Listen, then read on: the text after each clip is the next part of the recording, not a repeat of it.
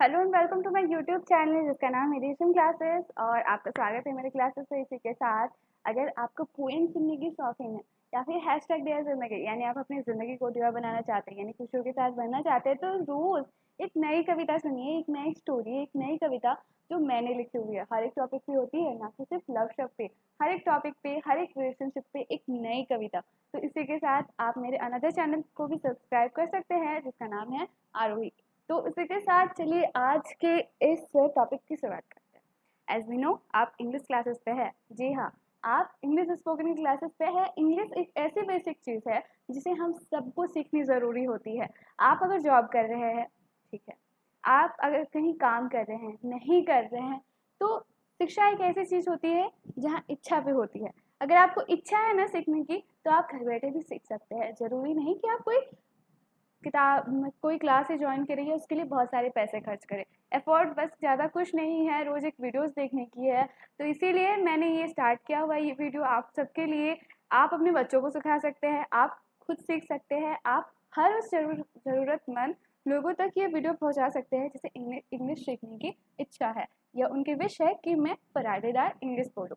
इसी के साथ आज का वीडियो स्टार्ट करते हैं। इसमें मैं हर रोज़ आपके लिए जो है ना नए वीडियोस लेके आती हूँ। ऐसे सेंटेंस, ऐसे वाक्य जो आपको डेली लाइफ में बहुत ही इम्पोर्टेंट हो, और ये सारे वर्ड आपको जानना ज़रूरी होता है जिससे आपकी जो स्किल है इंग्लिश बोलने की वो और ज़्यादा अच्छी हो जाएगी। इंग्लिश आपने पढ़ी हुई है, आपने पढ़ा हुआ है इंग्लिश, लेकिन ये हो जाता है कि आप उसे यूज़ नहीं कर पाते या बोल नहीं पाते, हेजिटेशन हो जाता है। यानी दो चार वर्ड आपने कहा, फिर किसी और वर्ड पे आप रुक जाते हैं। पर इसमें सारी प्रॉब्लम्स का सल्यूशन भी लेके आई हूँ आपके लिए।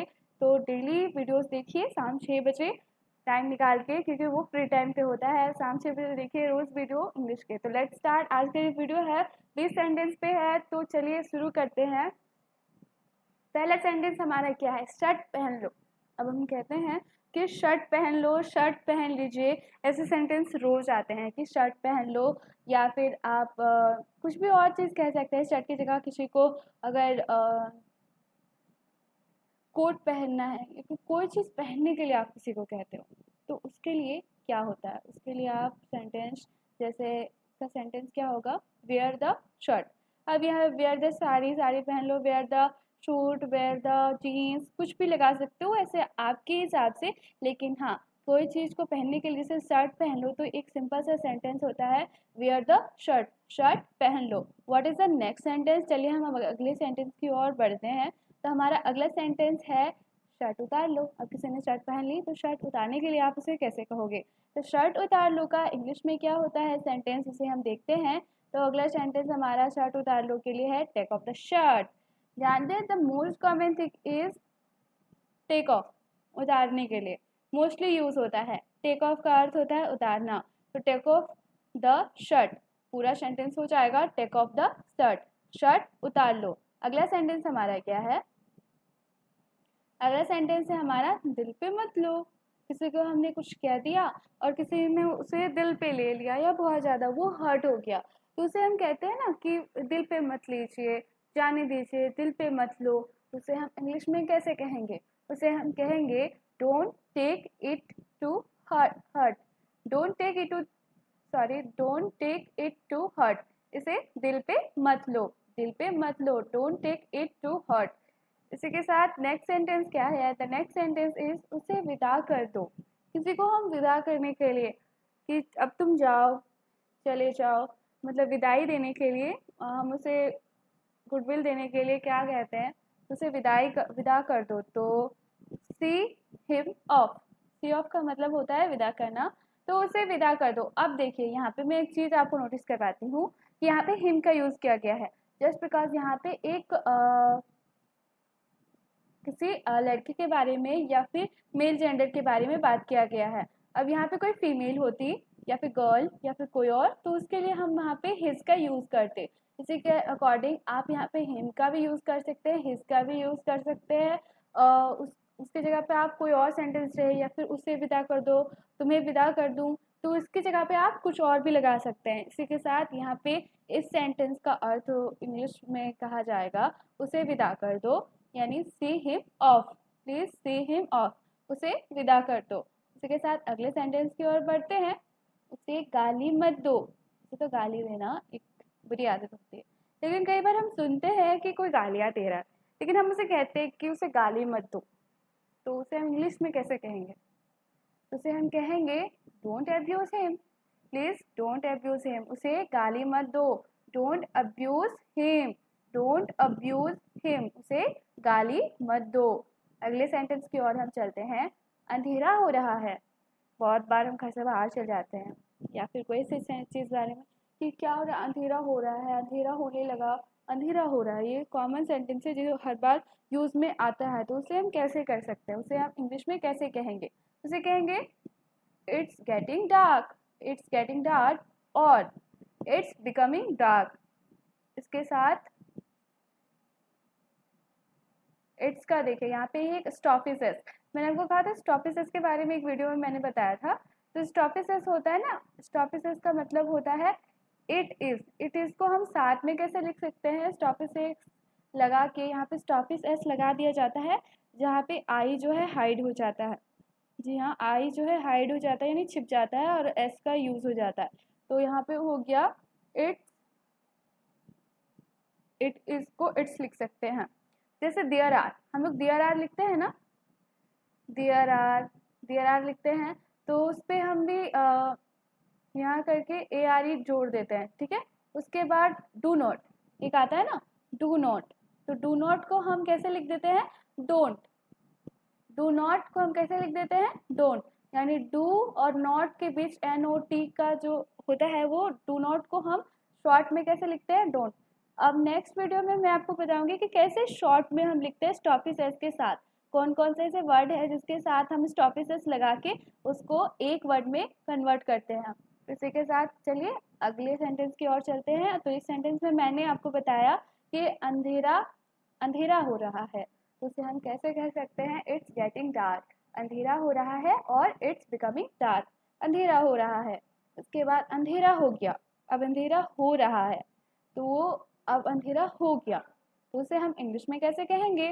उसे हम कहेंगे इट्स गॉट डार्क, अंधेरा हो गया, और इट्स बिकम डार्क, अंधेरा हो गया। इट्स गॉट डार्क, अंधेरा हो गया, इट्स बिकम डार्क। अगले सेंटेंस है मुझे नहाने दो। कोई कहता है मुझे नहाने दो, तो मुझे नहाने दो को आप इंग्लिश में कैसे कहोगे? तो आप कहेंगे उसे let me take a bath.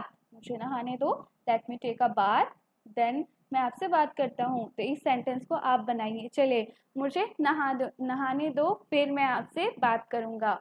Late me take a bath, then I will talk to you. उसके बाद मैं आपसे बात करूँगा। पूरी सेंटेंस बन गई ना, और बहुत ही इजी लैंग्वेज में। इंग्लिश इतनी टफ नहीं है, तो कुछ वर्ड जो आपको आना चाहिए और कुछ वर्ड जो है ज़रूरी है। उसी के साथ जाकर सो जाओ। किसी को कहते हैं टाइम बहुत ज़्यादा हो गया, अब आप जाके सो जाइए, ये जाकर सो जाओ। तो इंग्लिश में कैसे कहेंगे? कहेंगे गो एंड स्लीप, जाकर सो जाओ। गो एंड स्लीप, जाकर सो जाओ, तो हम कहेंगे go and sleep. What is the next sentence? अगला सेंटेंस हमारा क्या है? मुझे ठंड लग रही है, मुझे ठंड लग रही है। तो मुझे ठंड लग रही है को इंग्लिश में क्या कहेंगे? उसे कहेंगे आई एम फीलिंग कोल्ड, मुझे ठंड लग रही है। I am feeling cold, I am feeling cold. मुझे गर्मी लग रही है, I am feeling hot, I am feeling hot, मुझे गर्मी लग रही है। आई एम फीलिंग हॉट, तो मुझे गर्मी लग रही है, मुझे ठंड लग रही है, तो इस तरह मुझे सर्दी लग रही है। तो इस तरह से हम सेंटेंस बना सकते हैं। I am feeling hot, I am feeling cold, मुझे ठंड लग रही है। What is the next sentence? चलिए हम अगले सेंटेंस की ओर जाते हैं। बारिश हो रही है, बारिश हो रही है, इसे हम इंग्लिश में कैसे कहेंगे? बारिश हो रही है को हम इंग्लिश में कैसे कहते हैं? चलिए जानते हैं। बारिश हो रही है, इट इज़ रेनिंग। बारिश हो रही है को इंग्लिश में क्या कहते हैं? इट इज़ रेनिंग, या ऐसे कह सकते हैं इट्स रेनिंग। इस पे जब हम ऐसे प्रोनाउंसिएशन करते हैं ना, तो उसे हम कहते हैं it's.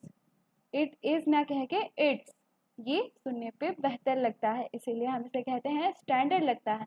It's raining, it's raining, बारिश हो रही है। अगला सेंटेंस हमारा है फ़ोन आ रहा है। सबके पास फ़ोन है, फ़ोन आ रहा है, तो हम फ़ोन आ रहा है को इंग्लिश में कैसे कहेंगे? फ़ोन आ रहा है को इंग्लिश में कहेंगे तो हम कह सकते हैं the phone is ringing, phone आ रहा है, the phone is ringing, the phone is ringing, phone आ रहा है, the phone is ringing. Machine चालू है, कोई भी मशीन, वाटर की मशीन हो गई या कोई भी मशीन स्टार्ट होती है तो हम उसे कहते हैं मशीन चालू करो, मशीन चालू करो। तो उसे इंग्लिश में कैसे कहेंगे? Switch on the machine, switch on the machine, machine चालू करो। नेक्स्ट सेंटेंस हमारा क्या है? नेक्स्ट सेंटेंस की ओर चलते हैं। मशीन चलाओ, इसी से हम कहते हैं कि मशीन चलाओ। तो मशीन चलाओ को हम इंग्लिश में कैसे कहेंगे? तो इंग्लिश में कहेंगे ऑपरेट द मशीन। चलाने का मतलब होता है ऑपरेट करना, मशीन को आप इसे ऑपरेट, कौन ऑपरेट कर रहा है? तो ऑपरेट का मतलब होता है चलाना, ऑपरेट द मशीन। इस सेंटेंस को हम कहेंगे operate the machine. The next sentence is AC बंद करो, AC air condition, air conditioner बंद करो, एसी बंद करो। एसी बंद करो को इंग्लिश में क्या कहेंगे, कैसे कहेंगे इस सेंटेंस को? स्विच ऑफ द एसी, उसको कैसे कहते हैं? Switch off the AC, AC बंद करो, स्विच ऑफ द एसी। अब इसकी जगह पे फैन हो गया तो उसे हम क्या कहेंगे? Switch off the fan. इसकी जगह पे, एसी की जगह पे अब हमें लाइट को बंद करना है, यानी लाइट बंद करो, तो स्विच ऑफ द लाइट। पंखा बंद करो, स्विच ऑफ द फैन। इसी के साथ अगला सेंटेंस हमारा क्या है? एसी ऑन करो। अब बंद तो कर दिया, अब ऑन करना है, एसी ऑन करो। ऑन कैसे करें? Switch on the AC. इसे सेंटेंस को कैसे करेंगे? Switch on the AC, AC on करो। नेक्स्ट सेंटेंस, सुबह हो गई, सुबह हो गई। अब हम सुबह हो गई को इंग्लिश में कैसे कहेंगे? इंग्लिश में हम इस सेंटेंस के कहेंगे it is morning, it is morning, it's morning, get up, सुबह हो गई उठ जाओ। शाम हो गई, इट्स इवनिंग, शाम हो गई, जैसे सुबह की जगह पे शाम हो गई तो उसे हम कहेंगे इट्स इवनिंग। और उसके बाद दोपहर हो गई, it's Noon, it's Noon, shortly हम नून कहते हैं, आफ्टरनून नहीं कहते, it's Noon, NOON, it's Noon. It's morning, अब इस सेंटेंस को हम कैसे कहेंगे? सुबह हो गई तो इट्स मॉर्निंग, इट्स मॉर्निंग, सुबह हो गई। अब अगला सेंटेंस है हमारा मेरे साथ चलो, प्लीज मेरे साथ चलो। किसी को बोलते हैं ना मेरे साथ चलिए, मेरे साथ चलो, तो उसे हम इंग्लिश में कैसे कहेंगे? Come with me, please come with, किसी को बोलते हैं मेरे साथ चलो तो कम विथ मी, मेरे साथ चलो, कम विथ मी, मेरे साथ चलो। अगली सेंटेंस की ओर हम चलते हैं। अगला सेंटेंस है हमारा उसे मत देखो, उसे मत देखो। अब उसे मत देखो को हम इंग्लिश में कैसे कहेंगे? डोंट लुक एट हिम, उसे मत देखो, डोंट लुक एट हिम, उसे मत देखो। अगला सेंटेंस हमारा है उसे मत घूरो। अब घूरना का क्या होता है? Don't stare at him, stare का मतलब होता है STARE, स्टेयर का मतलब होता है घूरना, उसे हम कैसे कहते हैं? डोंट स्टेयर एट हिम, उसे मत घूरो, डोंट स्टेयर एट हिम। इसी के साथ आज के हमारे 20 वर्ड पूरे हो गए। मैं डेली आपके लिए ऐसे 20 वर्ड, ऐसे 20 सेंटेंस लेके आती हूँ, प्लस आपके लिए जो लेटर राइटिंग का कोर्स है, जो भी इंग्लिश में कोर्सेज होते हैं, सारे के बारे में मैं बताऊँगी। इसी के साथ इस वीडियो में बस इतना ही। फिर कल मैं आपके लिए नेक्स्ट वीडियो में 20 वर्ड 20 सेंटेंस लेके आऊँगी। प्लीज़ वीडियो को लाइक करके जाना, और हाँ, वीडियो को जितनी बार हो सके आप देखना और प्रैक्टिस करने की कोशिश करना, क्योंकि ऐसे मोस्ट कॉमन सेंटेंसेस है जो आपने घर में डेली लाइफ में यूज़ कर सकते हैं, जैसे कि सुबह हो गई, शाम हो गई, जितने भी मैंने सेंटेंस बताए वो डेली लाइफ के यूज़ के हैं। तो इसीलिए आप इसे जितनी बार हो सके देखिए और बार बार इसे रिपीट कीजिए ताकि आपकी इंग्लिश और बेहतर हो जाए। इसी के साथ thank you for watching my this video, and please आप लाइक करके जाना, और हाँ, बेल आइकन ज़रूर प्रेस कर देना, और also subscribe my channel and share. जिसके साथ भी आप शेयर करोगे उसके लिए ये एक अच्छा सा गिफ्ट हो जाएगा एक गिफ्ट हो जाएगा, एक बेस्ट सजेशन हो जाएगा। इसी के साथ thank you for watching my this video.